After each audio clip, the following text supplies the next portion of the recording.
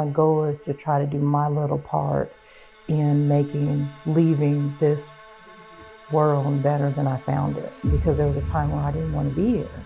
We didn't have much, and then mom and dad were always gone trying to work or do whatever, so we'd have to kind of make do with what was in the cabinet. And it came like the realize between all the siblings, well, Shon can make anything out of what's in there. And there was like little to nothing that matched, and I could make a meal out of it. I didn't become aware of the addiction aspect in my life until I met my husband.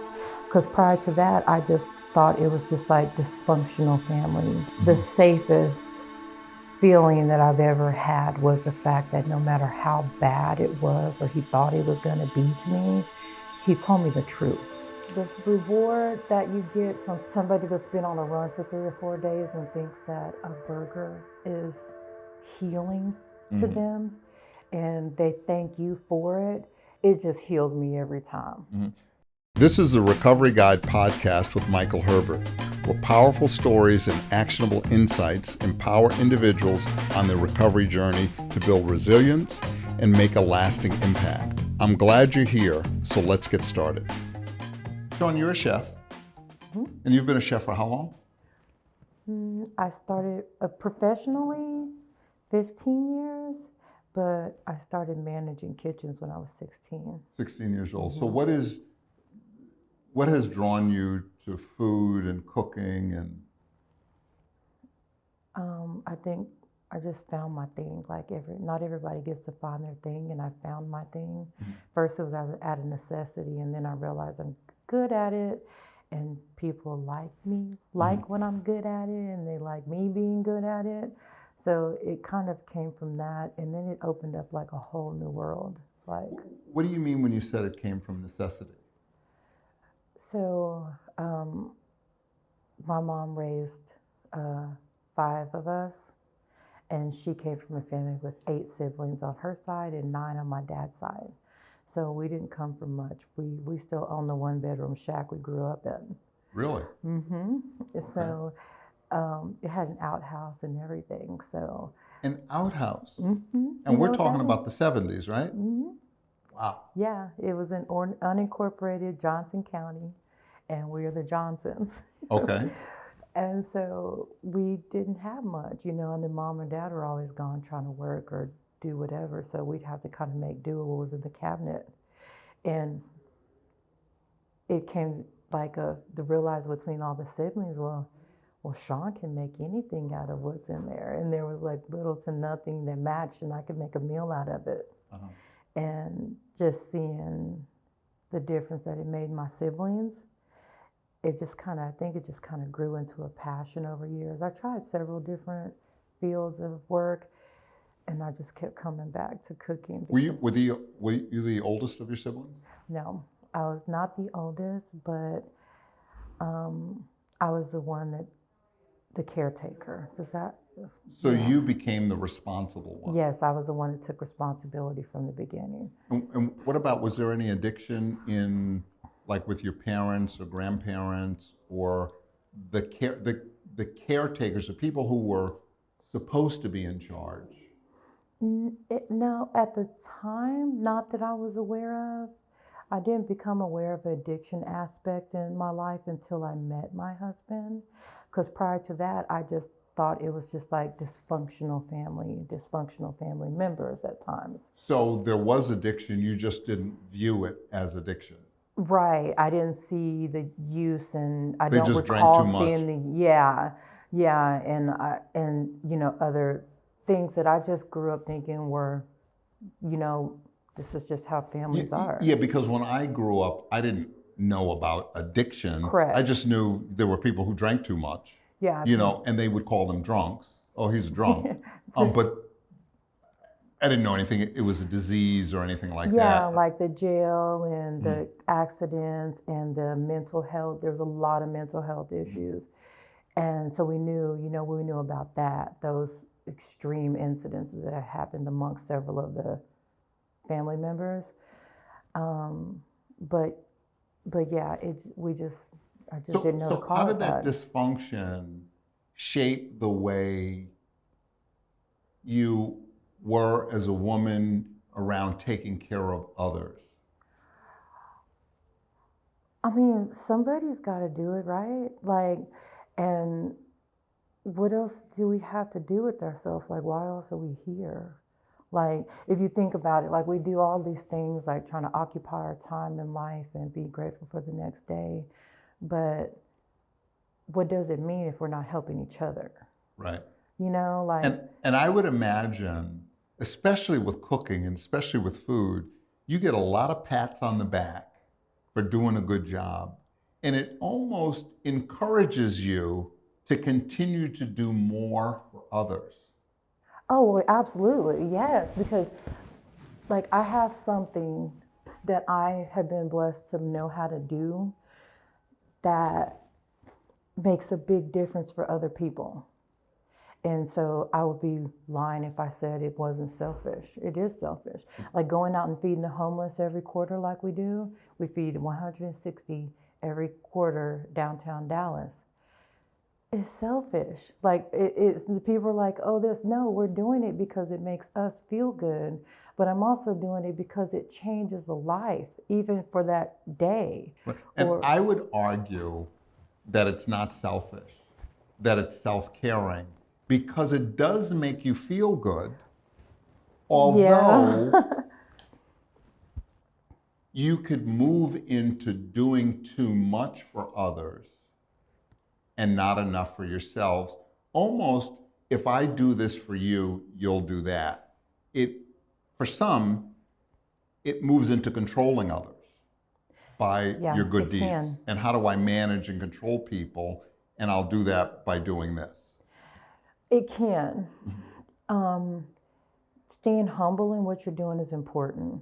If you're doing it, if you find that you're doing, I'm doing it for recognition of some sort, then I've lost sight of what my goal is. Like my goal is to try to do my little part in leaving this world better than I found it. Because there was a time where I didn't want to be here. So if When you say there was a time I didn't want to be here, yeah, didn't want to be alive. correct. Yeah. Yeah. What was that about? Not knowing trauma, unresolved trauma. So you can tell somebody, you can know that something about you or in you needs to be fixed, but if nobody gives you the hammer and the nail, then you don't know how to fix it. And like I said, growing up, it wasn't seen as like mental health or addiction. It was just like, oh, that's just the dysfunctional, that he's crazy or she's crazy. That's how it seemed. So I had the traumas, but I didn't have the hammer and the nail. You had the traumas and you also didn't seem to have anyone to process it through. So you had to hold on to it. Correct. Hold on to it and do the best you could with what you had. And that is, in my view, so unfair for a little girl to have to go through in her childhood. You almost lose your childhood. Yes. Yeah, I can agree with that. But I don't know. It happened. It is what it is. A lot of things are what they are. But everything I went through made me who I am. And I like who I am. So I wouldn't change any of it. Wouldn't change any of it. But if you were to have little Shon, what would you tell her about what could be or should be in her childhood?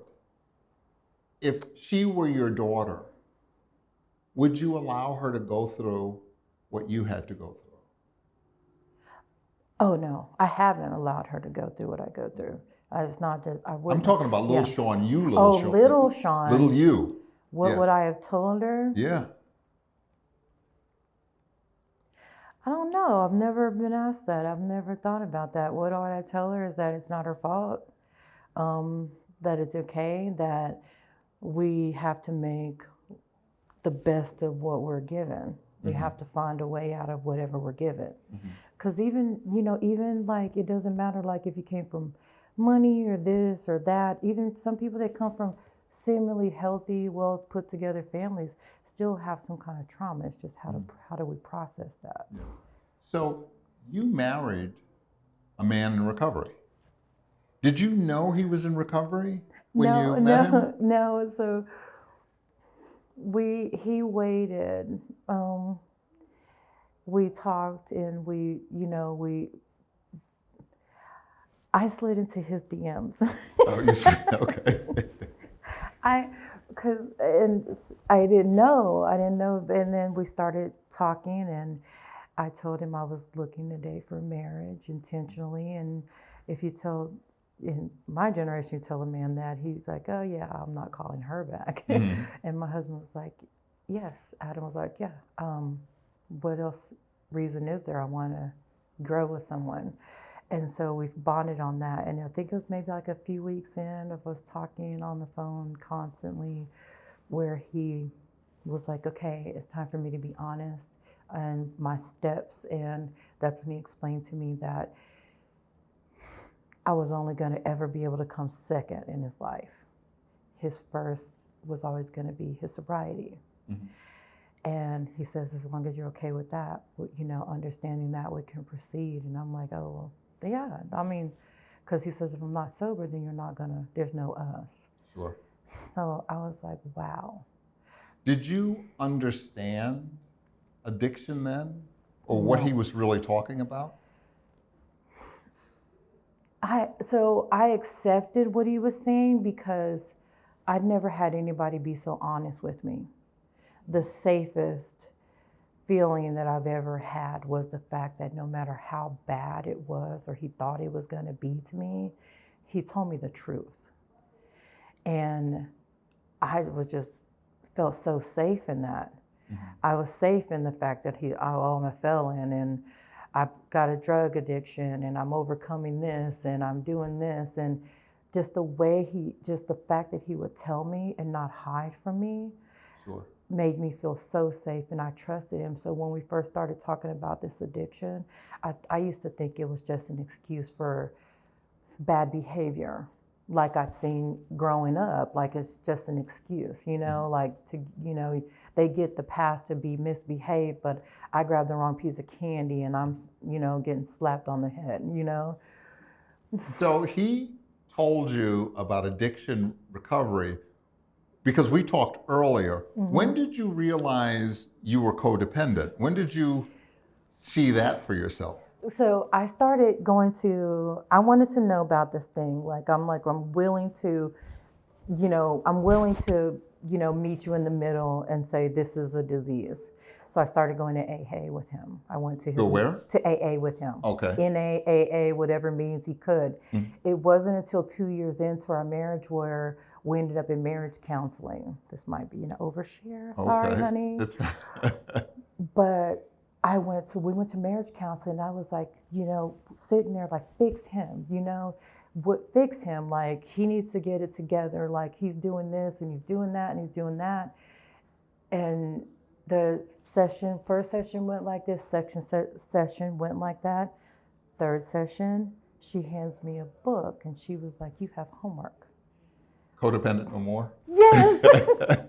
I look over at him and I'm like, okay, well, where's his homework? What about him? What about, because in my mind, okay, now that I'm buying into he's an addict, well, everything must be his fault. Everything has to be about fixing him. Because you're the caretaker, you take care of everybody, you're good. Yeah. He's the one that needs... I'm doing it all. Like, what can be wrong with me? Sure. Yeah, I'm the functioning one. I was driving him, and I was driving everybody around me. It wasn't just me. I had inappropriate boundaries with my kids, who are, now adults, and I still work at it. I take codependent weeks. I tell them, like, listen, mom's got to work on her steps, because there's a workbook that comes with the codependent book. Sure. And I live by this. Like, I listen to it on YouTube. I got to tell you, this is exciting to hear your story. I do. Yeah. I listen to it over and over again, because just like an addict's always 10-stepping, a codependent, you're never done. Like, sometimes you have to go back to that every time when I look over and I catch myself trying to tell my husband what he's going to do or what he's not going to do. Like, It's a grown man. Like, if you respect him in his decisions and support him, like, I got so that little girl grew up to be the person that needed to control everyone and everything around them in order to feel safe. Because if, as soon as I trusted somebody close enough in my circle that their consequences were shared with me, like they were mine, I saw the worst. Like, if you mess up finances, I'm going to be homeless again with the kids. Or if you mess this up, then we got to figure out how we're going to eat. And I would just visualize and like make things up in my head that hadn't happened and probably were never going to happen. So what did you notice about the change in your relationship when you started to focus on your recovery? My marriage got better. Like, when I realized that I needed to be on, I was like, oh, I put myself over there with the therapist, like talking to him. And then after I read the first chapter in the book, I was like, okay, I'm going to go sit over here with him because I am not the counselor here. Like, you take a time out, babe. Because clearly, and it was almost like a relief to know what my problem was. And you become an equal partnership versus the hierarchy, or you become almost his parent. That is exactly. In telling him what to do and be. Yeah, the resentments went away. And I thought I was the only one entitled to the resentments, and it wasn't. I was creating the issue. But I didn't know that.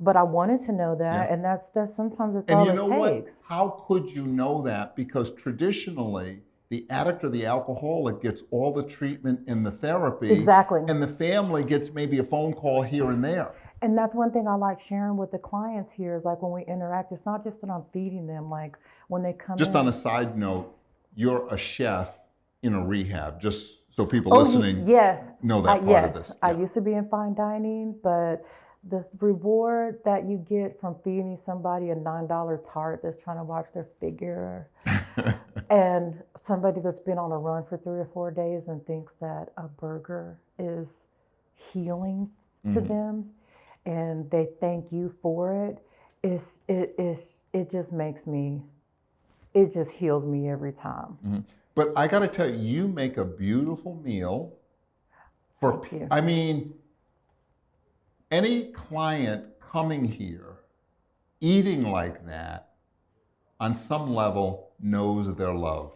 That's what we're going for. It's not just some, a bowl of this. No. There is thought, love. Love is a secret ingredient. All infused in that meal. I have an apron that says made with love and some other shit. Made with love and some other shit. It's a secret ingredient.